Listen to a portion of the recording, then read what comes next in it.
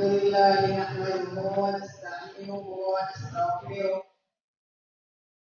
ونؤمن به ونتوكل عليه ونعوذ بالله من شرور أنفسنا ومن سيئات أعمالنا من يهده الله فلا مضل له ومن يضلله فلا هادي له واشهد ان لا اله الا الله وحده لا شريك له واشهد ان محمدا عبده ورسوله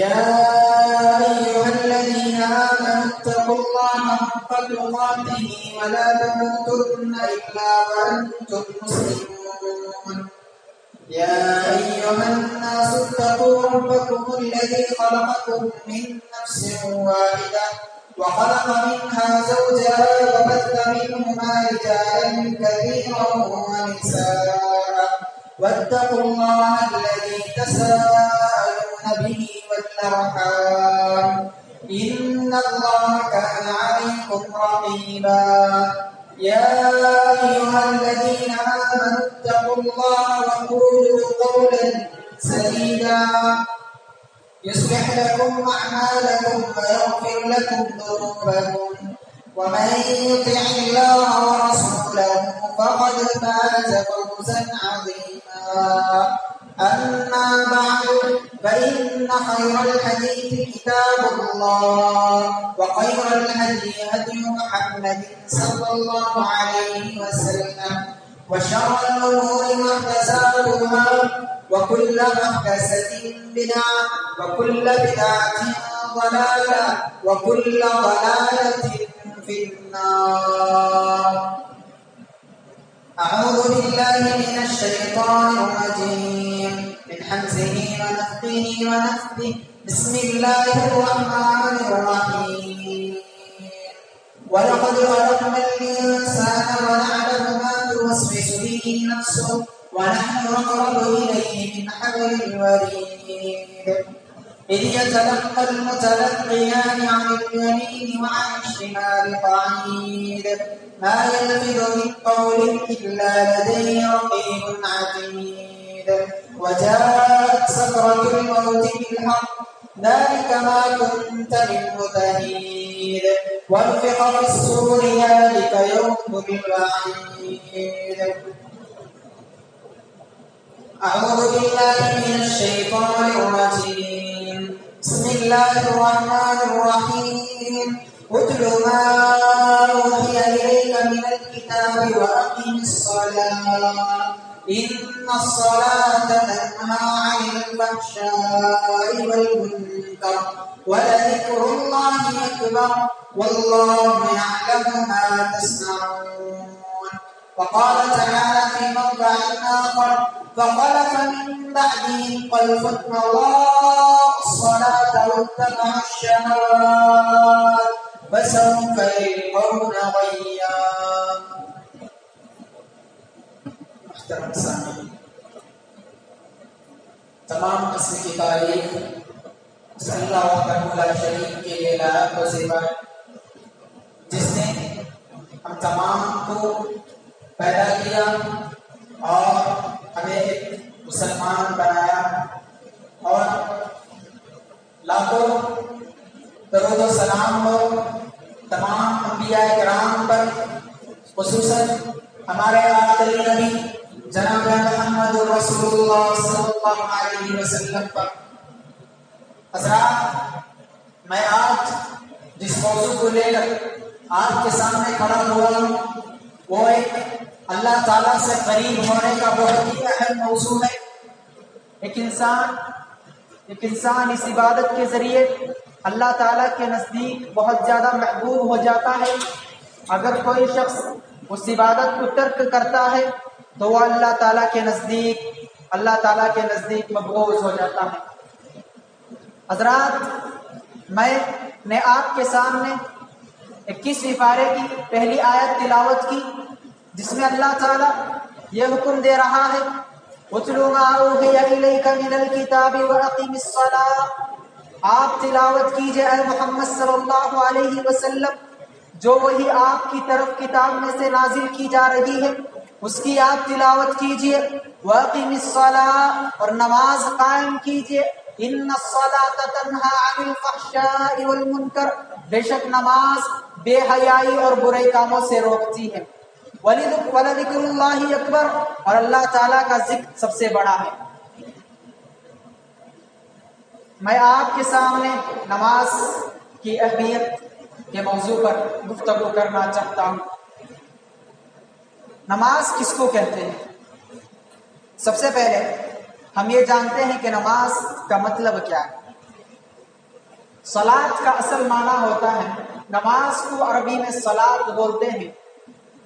صلاۃ کا اصل معنی ہوتا ہے دعا کے، جیسا کہ اللہ تعالیٰ نے سورہ توبہ کے اندر فرمایا خُذْ مِنْ أَمْوَالِهِمْ صَدَقَةً تُطَهِّرُهُمْ وَتُزَكِّيهِمْ بِهَا وَصَلِّ عَلَيْهِمْ إِنَّ صَلَاتَكَ سَكَنٌ لَهُمْ۔ آیا اے نبی آپ ان سے مال طلب کیجئے، صدقے کا مال طلب کیجئے، وَتُطَهِّرُهُمْ جو انہیں پاک کرتا ہے، وَتُزَكِّيهِمْ اور جو ان کا تزکیہ کرتا ہے، انہیں پاک و صاف کرتا ہے، وَصَلِّ عَلَيْهِمْ آپ ان پر صلاۃ کیجئے، إِنَّ صَلَاتَكَ سَكَنٌ لَهُمْ بے شک آپ کی صلاۃ ان پر سکون کا باعث ہوگی۔ ادھر صلاۃ سے کیا مراد ہے؟ وَصَلِّ عَلَيْهِمْ ان کے لیے دعا کیجئے، یعنی صلاۃ کا اصل معنی دعا کا ہے۔ آپ دیکھتے ہیں جب ایک بندہ نماز کے لیے کھڑا ہوتا ہے تو جب سے وہ رکعت بنتا ہے اللہ اکبر کہہ کے سب سے پہلے یہی دعا کرتا ہے اللہم باعث بینی و بین خطایا کما باعثت بین المشرق والمغرب۔ یہیں سے دعا شروع ہو جاتی ہے، یعنی اسی لیے نماز کو دعا کہا گیا ہے۔ جب ایک بندہ شروع سے لے کر آخر تک جب نماز میں سلام پھرتا ہے، یہاں تک کہ سلام کے بعد بھی وہ دعاؤں میں رہتا ہے۔ اس لیے اللہ تعالیٰ نے صلاۃ کا معنی دعا، یعنی اسی لیے نماز کو صلاۃ کہا جاتا ہے۔ صلاۃ کی تعریف کیا ہے؟ یعنی اگر کوئی کافر شخص آپ سے پوچھے کہ نماز کس کو کہتے ہیں، نماز کا مطلب کیا، نماز کی تعریف کیا ہے؟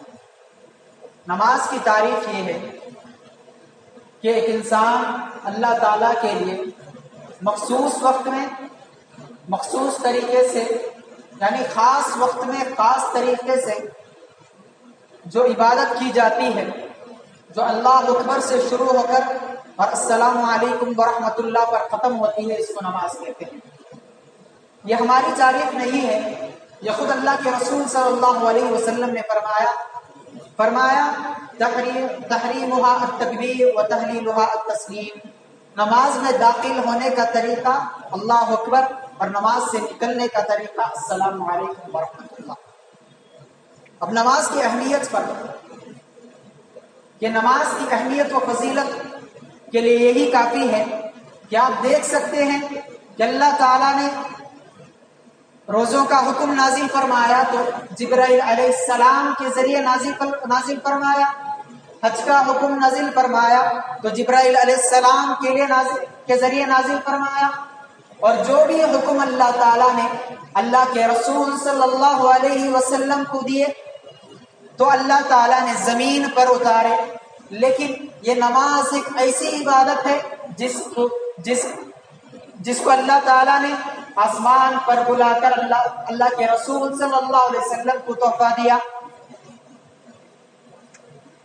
اللہ تعالیٰ نے سب سے پہلے 50 وقت کی نماز فرض کی تو جب حضرت صلی اللہ علیہ وسلم جناب محمد الرسول اللہ صلی اللہ علیہ وسلم 50 وقت کی نماز لے کر لوٹ رہے تھے تو بیچ میں حضرت موسیٰ علیہ السلام سے ملاقات ہوئی تو انہوں نے گفتگو میں پوچھا اللہ تعالیٰ نے کیا فرض کیا؟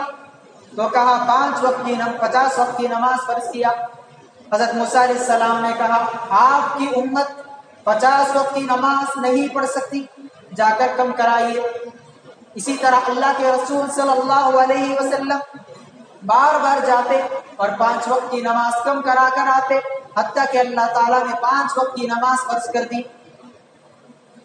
जब 5 वक्त की नमाज लेकर अल्लाह के रसूल सल्लल्लाहु अलैहि वसल्लम लौटे तो अल्लाह ने फरमाया, आए नबी, ये 5 वक्त की नमाज है लेकिन इसका सवाब 50 वक्त की नमाज के बराबर है।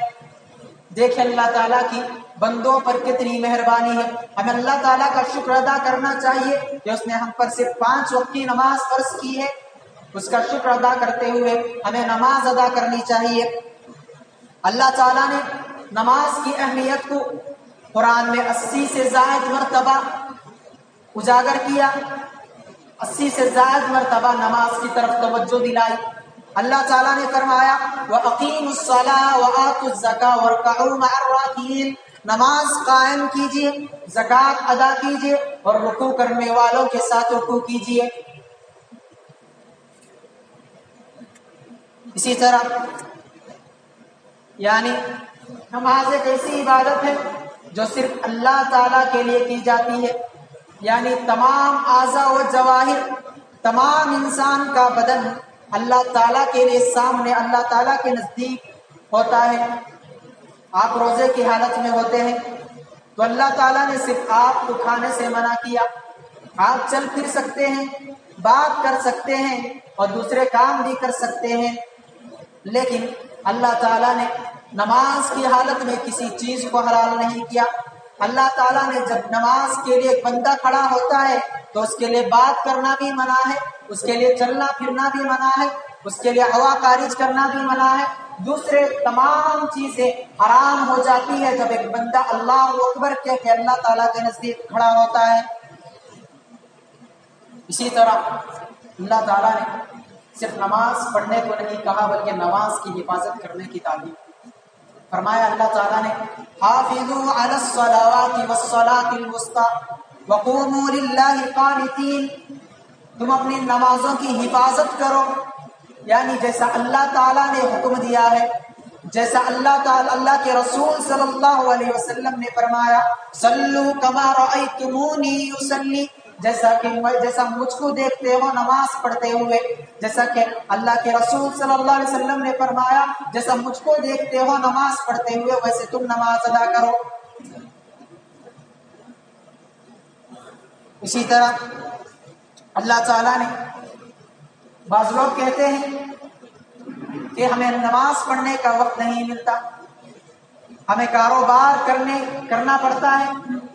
अगर नमाज के लिए आधा घंटा निकालें तो कारोबार में कमी हो जाती है। अल्लाह ताला ने फरमाया, सूरह ताहा उठाए, अल्लाह ताला फरमाता है, वअमुर अहलका बिस्सलाति वस्तबिर अलैहा ला नसअलुका रिज़्क़ा नहनु नरज़ुकुक वल आक़िबतु लित्तक़वा, तुम अपने घर वालों को नमाज का हुक्म दीजिए। वअमुर अहलका बिस्सलात वस्तबिर अलैहा, और नमाज पर डट जाइए, नमाज पर साबित कदम रह जाइए। ला नसअलुका रिज़्क़ा, अल्लाह ताला फरमाता है, जो कहते हैं कि कारोबार में कमी हो जाती है, नमाज पढ़ने की वजह से आधा घंटा ज़ाया हो जाता है, फरमाया अल्लाह ताला ने, ला नसअलुका रिज़्क़ा, हम तुमसे रिज़्क़ तलब नहीं करते, नहनु नरज़ुकुक, बेशक हम तुमको रिज़्क़ अता करते हैं। वल आक़िबतु लित्तक़वा, यानी अल्लाह ताला इस बात पर कादिर है कि वह आपके नमाज छोड़ने पर भी आपको रिज़्क़ अता करता है, तो वह आपको नमाज पढ़ने पर उससे डबल रिज़्क़ अता करने पर कादिर है। इसी तरह अगर अल्लाह ताला आपको नमाज छोड़ने पर भी रिज़्क़ दे रहा है तो ये अल्लाह ताला का एहसान है। अल्लाह ताला इस पर भी कादिर है कि वो आप नमाज न पढ़ने पर आपका रिज़्क़ छीन भी सकता है। अल्लाह ताला ने जो नमाज की पाबंदी करते हैं, अल्लाह ताला ने उन्हें खुशखबरी सुनाई। सूरह मुमिनून उठाइए, सूरह मुमिनून शुरू होता है, सबसे पहली आयत है, क़द अफ़लहल मुमिनून, بے شک مومن لوگ کامیاب ہو گئے۔ اللہ تعالیٰ نے فرمایا مومن لوگ کامیاب ہو گئے۔ مومن لوگ کون ہیں؟ الذین هم فی صلاتهم خاشعون، جو اپنی نمازوں میں خشوع و خضوع اختیار کرتے ہیں، جو اللہ تعالیٰ کے لیے نمازیں ادا کرتے ہیں، وہی مومن ہے، اور وہی مومن دنیا و آخرت میں کامیاب ہے۔ اسی آیت کے لاسٹ میں اللہ تعالیٰ نے اسی سورہ کے چند آیتوں کے بعد فرمایا کہ ان نمازیوں کا کیا اجر ہے۔ اولئک هم الوارثون، یہی وارث ہیں۔ کس کے وارث ہیں؟ الذین یرثون الفردوس، جو نماز ادا کرتے ہیں وہی حقیقت میں جنت الفردوس کے وارث ہیں۔ اسی طرح اللہ تعالیٰ نے جو نماز کی پابندی کرتے ہیں ان کے متعلق فرمایا ان الذین آمنوا وعملوا الصالحات واقاموا الصلاة وآتوا الزکاة لهم اجرهم عند ربهم، بے شک جو ایمان لائے اور نیک عمل کیے اور نماز ادا کرے، نماز قائم کرتے ہیں اور زکوٰۃ ادا کرتے ہیں، لهم اجرهم عند ربهم، ان کے رب کے پاس ان کے لیے اجر ہے، انہیں نہ کوئی خوف ہوگا اور نہ کوئی غم ہوگا، انہیں دنیا میں نہ کوئی خوف ہوگا نہ آخرت میں انہیں کوئی غم نصیب ہوگا۔ وہ اللہ تعالیٰ جو نماز قائم کرتے ہیں، جب نماز کی کتنی بڑی اہمیت ہے اس کا اندازہ آپ احادیث سے بھی لگا سکتے ہیں۔ یعنی اللہ کے رسول صلی اللہ علیہ وسلم نے نماز کو اسلام کا ستون قرار دیا، یعنی بغیر نماز کے انسان کے اندر مکمل اسلام داخل نہیں ہو سکتا۔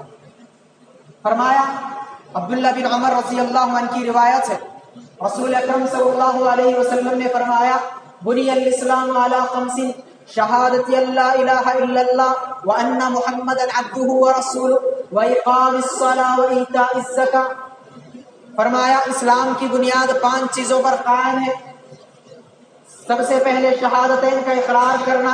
جب ایک بندہ شہادتین کا اقرار کر لیتا ہے، وہ اللہ تعالیٰ کو اپنا رب مان لیتا ہے، اللہ کے نبی کو اپنا رسول مان لیتا ہے، تو اس کا کام اس کے بعد سب سے پہلا یہ ہوتا ہے کہ وہ نماز قائم کرے، کیونکہ بغیر نماز کے وہ مکمل اسلام میں داخل نہیں ہو سکتا۔ اللہ کے رسول صلی اللہ علیہ وسلم نے یہاں تک کہ 10 سال کی عمر میں اور 7 سال کی عمر میں بھی جب بچہ داخل ہو جائے تو اسے نماز پڑھنے کا حکم دینا چاہیے۔ اللہ کے رسول صلی اللہ علیہ وسلم نے فرمایا مروا اولادکم بالصلاۃ وہم ابناء 7 سنین، تم اپنی اولاد کو نماز کا حکم دو جب وہ 7 سال کے ہو جائیں، وَاضْرِبُوهُمْ عَلَيْهَا وَهُمْ أَبْنَاءُ 10 سنین، اگر وہ نماز نہ پڑھے 10 سال کی عمر ہو جانے کے بعد بھی اگر اپنی اولاد نماز نہ پڑھے تو نماز چھوڑنے کی جرم میں ان کو مارو۔ اللہ کے رسول صلی اللہ علیہ وسلم نے اپنی اولاد کو کسی بھی معاملے میں مارنے کا حکم نہیں دیا سوائے نماز کے۔ آپ اس سے اندازہ لگا سکتے ہیں کہ نماز کی کتنی اہمیت ہے، کتنی فضیلت ہے، آپ اس سے اندازہ لگا سکتے ہیں۔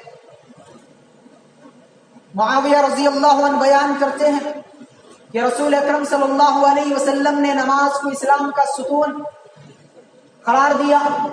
فرمایا رأس الاسلام، فرمایا اللہ کے رسول صلی اللہ علیہ وسلم نے رأس الامر الاسلام وعمودہ الصلاۃ، کہ اسلام کی جڑ ہے اور اس کا ستون نماز ہے، یعنی بغیر اسلام، بغیر نماز کے ایک انسان اسلام میں مکمل طور پر داخل نہیں ہو سکتا۔ اسی لیے قیامت کے روز جب قیامت داخل ہوگی، جب حشر کا میدان ہوگا، تو سب سے پہلے ایک بندے سے جو سوال کیا جائے گا وہ یہ ہوگا، فرمایا اللہ کے رسول صلی اللہ علیہ وسلم نے اول ما يحاسب به العبد يوم القيامة الصلاة فإن صلح سائر عملي وإن فسد سائر عملي، سب سے پہلے روز قیامت کے دن بندے سے جو سوال کیا جائے گا وہ نماز کے بارے میں سوال ہوگا. اگر اس کی نماز درست رہی، اگر اس کی نماز ٹھیک ٹھاک رہی، اگر اس کی نماز صحیح رہی تو اس کے سارے اعمال صحیح رہیں گے. اگر اس کی نماز میں فساد رہا، اگر اس کی نماز نبی کریم صلی اللہ علیہ وسلم کے طریقے پر نہ رہی تو اس کے سارے اعمال برباد ہو جائیں گے، اس کے سارے اعمال فاسد ہو جائیں گے. یہاں سے نماز کی اہمیت. اسی طرح اگر ایک بندہ جان بوجھ کر نماز چھوڑ جاتا ہے، جان بوجھ کر نماز چھوڑنا، حالانکہ نماز کسی بھی عذر میں معاف نہیں. اگر آپ نماز کھڑ کر پڑھ نہیں سکتے تو آپ کو بیٹھ کر پڑھنے کا حکم دیا گیا. اگر ایک انسان بیٹھ کر بھی نماز پڑھ نہیں سکتا تو اسے لیٹ کر نماز پڑھنے کا حکم دیا گیا. اللہ تعالیٰ نے نماز کو کسی بھی حال میں معاف نہیں کیا. ایک انسان اگر پانی نہیں پاتا تو تیمم کر کے نماز پڑھنے کا حکم دیا. یہاں تک کہ میدان جنگ میں بھی نماز پڑھنے کا حکم دیا. نماز کی اتنی اہمیت ہے، آپ لوگ اس سے اندازہ لگا سکتے ہیں. اس کے باوجود اگر کوئی شخص بغیر عذر کے ساتھ تو نماز چھوڑنا قطعی گناہ ہے. اور اگر جان بوجھ کر بھی کوئی شخص نماز چھوڑ دیتا ہے اس کا اجر، اس کو کیا وعید سنائی گئی. اللہ تعالیٰ نے فرمایا فَخَلَفَ مِن بَعْدِهِمْ خَلْفٌ أَضَاعُوا الصَّلَاةَ وَاتَّبَعُوا الشَّهَوَاتِ فَسَوْفَ يَلْقَوْنَ غَيًّا. یعنی جب نیک لوگ گزر گئے، جب انبیاء کرام گزر گئے تو ان کے بعد ایک ایسی قوم آئی فَخَلَفَ مِن بَعْدِهِمْ خَلْفٌ، ان کے بعد ایسے ناخلف آئے اضاعوا الصلاۃ، جنہوں نے نماز کو ضائع کر دیا. واتبعوا الشہوات، اور خواہشات کے پیچھے لگ گئے، دنیا کے پیچھے لگ گئے، نماز کو ضائع کر دیا، دنیا کے پیچھے لگ گئے. فسوف یلقون غیا، ان کا برا انجام اللہ تعالیٰ نے کیا فرمایا، ان کو غے میں داخل کیا جائے گا. غے کیا ہے؟ ایک جہنم کی وادی ہے. حضرت عبداللہ بن مسعود رضی اللہ عنہ فرماتے ہیں وہ نہر فی جہنم، وہ جہنم میں ایک وادی ہے جس کا ذائقہ بڑا ہی گندا ہے، بڑا ہی بدمزہ ہے، اور اس کی گہرائی بہت ہی اندر ہے. یعنی جو نماز کو ضائع کرتا ہے اور خواہشات کے پیچھے لگ جاتا ہے اسے اللہ تعالیٰ جہنم کے نچلے گڑھے میں داخل کرے گا.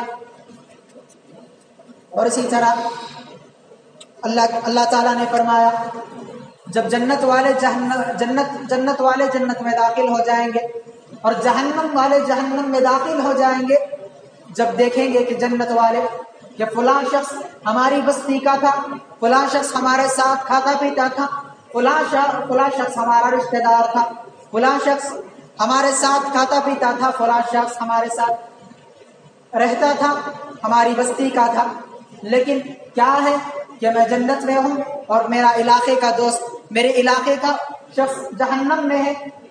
تو جب دیکھے گا اپنے دوست کو تو کہے گا کہ فی جناتی یتساءلون، جنت والے سوال کریں گے ما سلککم فی سقر، اے دوست، اے تو میرے ساتھ دنیا میں رہنے والا تھا، تو میرے ساتھ دنیا میں رہتا تھا، تو میرے ساتھ کاروبار کرتا تھا، میرا رشتہ دار تھا، کیا وجہ ہے کہ میں جنت میں ہوں تو جہنم میں ہے؟ ما سلککم فی سقر. ان کا سب سے پہلا جو جواب ہوگا جہنمیوں کا وہ سنیے، وہ کہیں گے قالوا لم نک من المصلین، بہرحال ہم تمہارے ساتھ رہتے تھے دنیا میں، ہم تمہارے ساتھ کھاتے پیتے تھے، ہم تمہارے علاقے میں رہا کرتے تھے، لیکن افسوس کہ ہم نے نماز نہیں پڑھی. لم نک من المصلین، ہم نے نماز ادا نہیں کی، اس لیے ہمیں جہنم میں داخل کیا گیا. یعنی مجرموں کا سب سے پہلا سبب جہنم میں جانے کا وہ یہ ہے کہ وہ نماز ادا نہیں کرتے. اسی طرح اللہ تعالیٰ نے نماز تو پڑھتے ہیں، لیکن جو نماز میں پڑھنے کے باوجود نماز میں سستی کرتے ہیں، قضا ہو جانے کے بعد تاخیر سے آتے ہیں، اگر آتے بھی ہیں تو سستانی سے آتے ہیں، اگر نماز ادا بھی کرتے ہیں تو سستانہ لہجے سے نماز ادا کرتے ہیں، ان کا دھیان کہیں اور رہتا ہے، کاروبار میں رہتا ہے، دنیاوی معاملات میں رہتا ہے، تو ان کے بارے میں اللہ تعالیٰ نے فرمایا، نماز میں سستی کرنے والوں کے بارے میں اللہ تعالیٰ نے فرمایا ان المنافقین یخادعون اللہ وهو خادعهم، بے شک منافقین اللہ تعالیٰ کو دھوکہ دے رہے ہیں، وہ اللہ تعالیٰ کو دھوکہ نہیں دے رہے ہیں، وہ خود اپنے آپ کو دھوکہ دے رہے ہیں۔ وَإِذَا قَامُوا إِلَى الصَّلَاةِ قَامُوا كُسَالَىٰ، جب منافقین نماز کے لیے کھڑے ہوتے ہیں تو ان کا لہجہ کیسا ہوتا ہے، ان کا طریقہ کیسا ہوتا ہے؟ وَإِذَا قَامُوا إِلَى الصَّلَاةِ قَامُوا كُسَالَىٰ، وہ سستگی کے ساتھ نماز ادا کرتے ہیں، یراؤون الناس، لوگوں کو دکھانے کے لیے نماز ادا کرتے ہیں، وَلَا يَذْكُرُونَ اللَّهَ إِلَّا قَلِيلًا، اور وہ اللہ تعالیٰ کا ذکر بہت ہی کم ادا کرتے ہیں۔ یعنی جو نماز میں سستی ادا کرتے ہیں تو اللہ تعالیٰ نے یہ منافقوں کا طریقہ بتلایا جو نماز میں سستی ادا کرتے ہیں، اور منافقوں کا انجام جہنم میں بہت ہی نچلے گڑے میں ہوگا۔ اللہ تعالیٰ ہم سب کو اس سے محفوظ فرمائے۔ اور اسی طرح جو جان بوجھ کر نماز چھوڑتا ہے، اللہ کے رسول صلی اللہ علیہ وسلم نے فرمایا ایک مسلمان ایک کافر کے درمیان جو چیز حائل ہوتی ہے وہ نماز ہے۔ فرمایا اللہ کے رسول صلی اللہ علیہ وسلم نے بین الرجل و بین الکفر ترک الصلاۃ، آدمی کے درمیان اور کفر کے درمیان جو انسان نماز ادا کرتا ہے اور جو نماز نہیں ادا کرتا، یعنی وہ کافروں کے مشابہ ہو جاتا ہے جو نماز ادا نہیں کرتا۔ اللہ کے رسول صلی اللہ علیہ وسلم نے فرمایا جو نماز جان بوجھ کر چھوڑتا ہے وہ کافروں کے مشابہ ہو جاتا ہے۔ اور آپ صلی اللہ علیہ وسلم نے حضرت معاذ رضی اللہ عنہ کو 10 باتوں کی وصیت کی، فرمایا سب سے پہلے اے معاذ تم اللہ تعالیٰ کے ساتھ کسی کو شریک نہیں کرنا، لا تشرک باللہ، اگر تمہیں جلا دیا جائے، اگر چاہے تمہیں جلا دیا جائے یا قتل کر دیا جائے، تم اللہ کے ساتھ کسی کو شریک نہیں کرنا، اور دوسری بات تم والدین کی نافرمانی نہیں کرنا، اور تیسری بات جو اہم ہے وہ اللہ کے رسول صلی اللہ علیہ وسلم نے حضرت معاذ رضی اللہ عنہ سے فرمایا اللہ کے رسول صلی اللہ علیہ وسلم نے لا تترکن صلاۃ مکتوبۃ، اے معاذ تم جان بوجھ کر نماز کبھی نہیں چھوڑنا، فرض نماز کبھی جان بوجھ کر نہیں چھوڑنا۔ فإن من ترک صلاۃ مکتوبۃ، جو فرض نماز جان بوجھ کر چھوڑتا ہے، فإن من ترک صلاۃ مکتوبۃ فقد بریت منہ ذمۃ اللہ، اس کا اللہ تعالیٰ سے ذمہ ہٹ جاتا ہے، یعنی اللہ تعالیٰ کو اس کی کوئی پرواہ نہیں ہوتی، چاہے وہ کٹے یا مرے، اللہ تعالیٰ کو اس کی کوئی پرواہ نہیں ہوتی۔ جو جان بوجھ کر نماز چھوڑتا ہے، جو جان بوجھ کر نماز چھوڑتا ہے، اللہ تعالیٰ کو اس کی کوئی پرواہ نہیں ہوتی۔ جس کو اللہ تعالیٰ بے پرواہ چھوڑ دے، ہم جان سکتے ہیں کہ اس کا اجر کیا ہو سکتا ہے۔ ہم آج دیکھ رہے ہیں کہ مسلمانوں کی کیا حالت ہے، ہم آج دیکھ رہے ہیں کہ مسلمان کس طرح ذلیل و خوار ہو رہے ہیں۔ وہ اللہ تعالیٰ کو چھوڑ دیا، اللہ تعالیٰ کے فرائض کو چھوڑ دیا، نماز کو چھوڑ دیا ہے، اس لیے وجہ سے آج ہر جگہ مسلمان ذلیل و خوار ہو رہے ہیں۔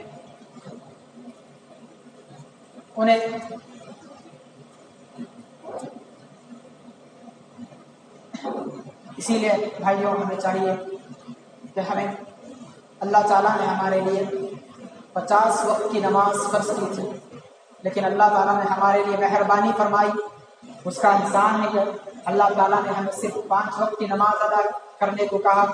ہمیں 5 وقت کی نماز دن میں ادا کرنا چاہیے۔ اللہ تعالیٰ سے دعا ہے کہ اللہ تعالیٰ ہمیں 5 وقت کی نماز وقت پر ادا کرنے کی توفیق عطا فرمائے، خشوع و خضوع کے ساتھ نماز ادا کرنے کی توفیق عطا فرمائے۔ ہمارے جو بھائی آج کل پریشان حال ہیں، اللہ تعالیٰ ان کی پریشانی کو دور فرمائے، اور بہت سارے بے قصور قیدی جیلوں میں بند ہیں، اللہ تعالیٰ ان کو رہا فرمائے اور ان کے گھر والوں کو صبر جمیل عطا فرمائے۔ اللہ تعالیٰ ہمیں جب تک زندہ رکھے اسلام کی حالت میں زندہ رکھے، اور جب ہماری موت ہو ایمان بالخیر ہو، اللہ تعالیٰ جب ہماری موت دے تو ہم اللہ تعالیٰ سے راضی ہو اور اللہ تعالیٰ ہم سے راضی ہو۔ اللہ تعالیٰ ہمیں مرنے کے بعد مرتے وقت شہادت کا کلمہ نصیب فرمائے۔ وآخر دعوانا الحمدللہ۔